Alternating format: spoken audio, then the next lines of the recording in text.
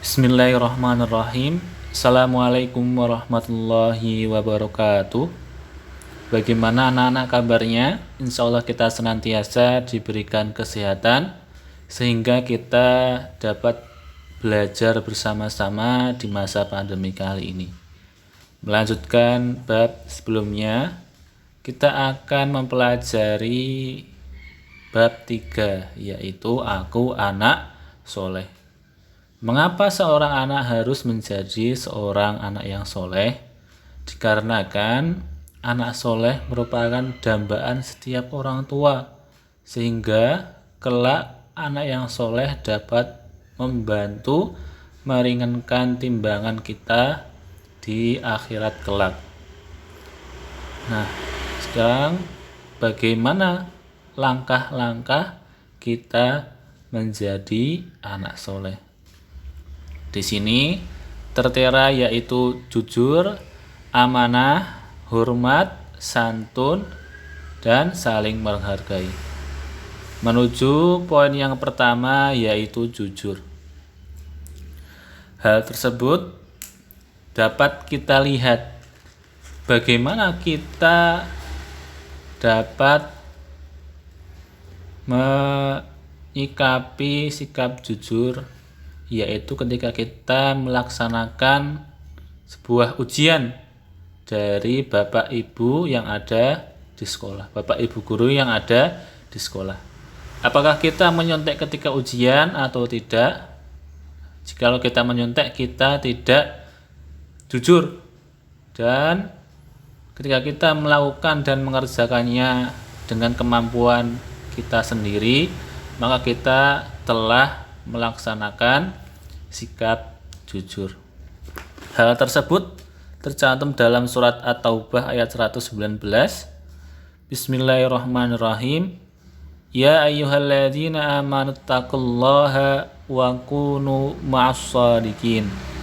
Ya, artinya, hai orang-orang yang beriman, bertakwalah kepada Allah dan hendaklah kamu bersama orang-orang yang benar. Nah, ketika kita bersama dan berteman dengan teman-teman yang memiliki sifat yang jujur, maka kita akan juga memiliki sikap jujur. Nah, oleh karena itu, orang-orang yang jujur dan orang-orang yang benar sesungguhnya telah diberikan pahala yang sangat besar. Lawan yang jujur, apakah itu jujur?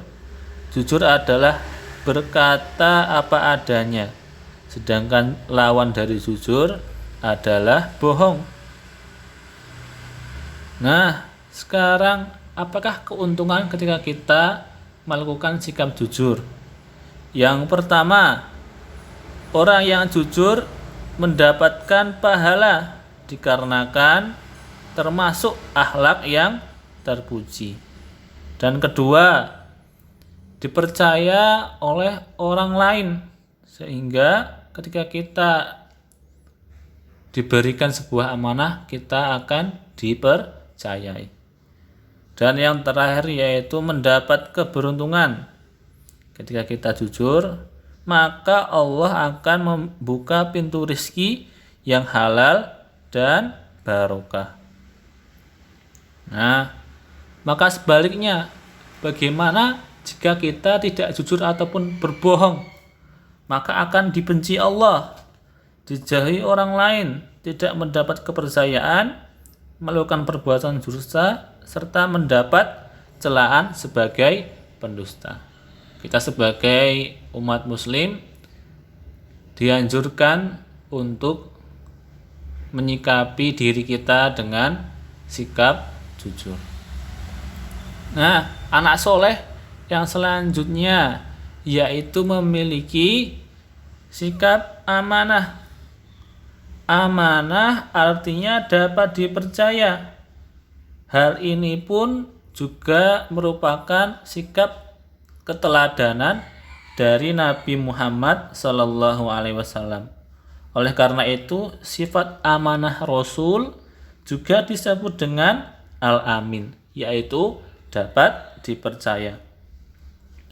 Hal ini pula gelar Al-Amin oleh Rasulullah Nabi Muhammad disandang sejak usia 12 tahun ketika berdagang ke Syam bersama pamannya. Ketika berdagang pun Nabi memiliki sifat amanah, yaitu dapat dipercaya oleh pamannya yang memberikan dan menitipkan barangannya kepada Nabi Muhammad. Oleh karena itu, bagaimana kita meneladani perilaku dari sikap amanah? Yaitu kita dapat rajin belajar ketika mata pelajaran yang ada di sekolah, menjaga nama baik orang tua kita, dan mengerjakan tugas-tugas yang sekolah yang diberikan oleh guru-guru. Selanjutnya, bagaimana akibat ketika kita tidak amanah? Maka akan dibenci oleh Allah. Hilangnya kepercayaan orang lain kepada kita, dijauhin orang lain, dan telah melakukan perbuatan khianat sehingga dapat celaan dari orang lain. Menjadi anak soleh selanjutnya, kita harus hormat dan patuh kepada orang tua. Hal tersebut tercantum pada surat Luqman ayat 14. Bismillahirrahmanirrahim. Wa wassaynal insana biwalidayhi hamalathu ummuhu wahnan ala wahni wa fisaluhu fi amaini anishkurli wa liwalidayka ilayyal masir. Dan kami perintahkan kepada manusia untuk berbuat baik kepada kedua orang tua, yaitu ibu dan bapaknya. Ibunya telah mengandung dalam keadaan lemah yang bertambah-tambah dan menyapihnya dalam 2 tahun. Bersyukurlah kepadaku, yaitu Allah, dan kepada 2 orang, ibu dan bapakmu. Hanya kepadakulah kamu kembali. Surat Luqman ayat 14. Nah, ketika kita hormat dan patuh kepada orang tua, itu kita telah melakukan sebuah perbuatan yang baik. Kenapa kita harus patuh kepada orang tua? Dikarenakan ayah dan ibu kita berjasa dalam mengasuh dan memelihara, dan kita diharuskan untuk bersikap sopan dan santun dan merendah diri. Ketika kita tidak patuh, berarti kita membantah, melawan, apalagi membentak terhadap perintah orang tua. Hal tersebut merupakan sikap yang buruk dan tidak terpuji. Seandainya apabila orang tua kita telah meninggal, kita tetap dapat berbuat baik, yaitu dengan mendoakan mereka. Seperti halnya doa kita setiap hari, Allahumma gfirli wali walidayya warhamhuma kama rabbayani shaghira. Ya Allah, ampunilah aku dan kedua orang tuaku, dan sayangilah mereka sebagaimana mereka menyayangiku sewaktu kecil. Nah, bagaimana kita menghormati dan patuh kepada orang tua? Yang pertama, yaitu kita patuh dan taat bila dinasihati. Rajin sholat dan belajar, membantu di rumah sesuai kemampuan, serta selalu mendoakan kedua orang tua kita.